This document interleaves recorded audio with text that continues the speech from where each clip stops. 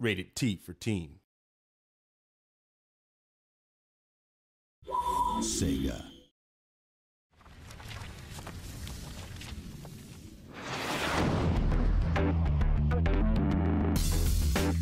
When SEGA acquired us, it was part of a movement to do more Western development, to expand development around licenses.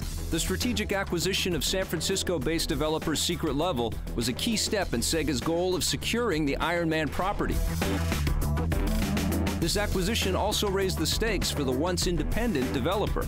Iron Man means a lot to our company. It's a chance to really reach out and hit the mass market in a way that we don't often get the chance to do. It's a real testament to SEGA's commitment to the project, to Marvel in general, that they're going and building up their internal studio around, the Iron Man franchise. The problem with a lot of licensed games is that they don't have enough time. So one of the ideas behind acquiring a studio like Secret Level was, hey, if we acquire Secret Level and we then go and sign a license with Marvel, we can go instantly to Secret Level and say, hey guys, we have this great license, start working right now.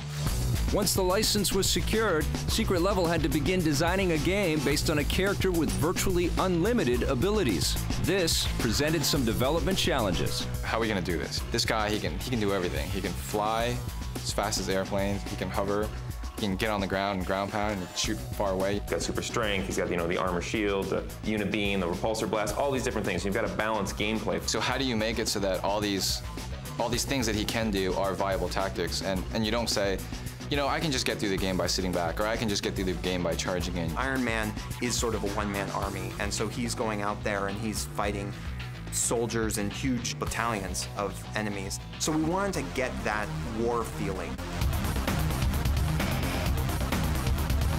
How do you make a threat that this guy can't overcome, but also how do you create the controls to make this guy work?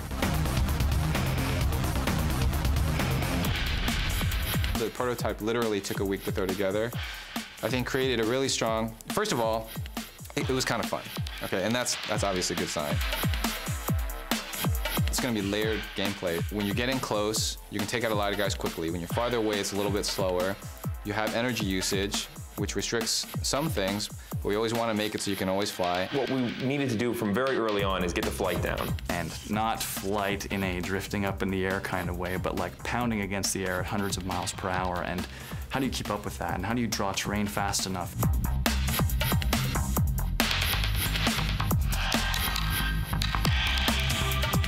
We didn't want to have a game where you're just a character running through, a street or whatever. It's, you can fly. When you've got a character that can fly anywhere at any time, you've got to have an area that's ready for that.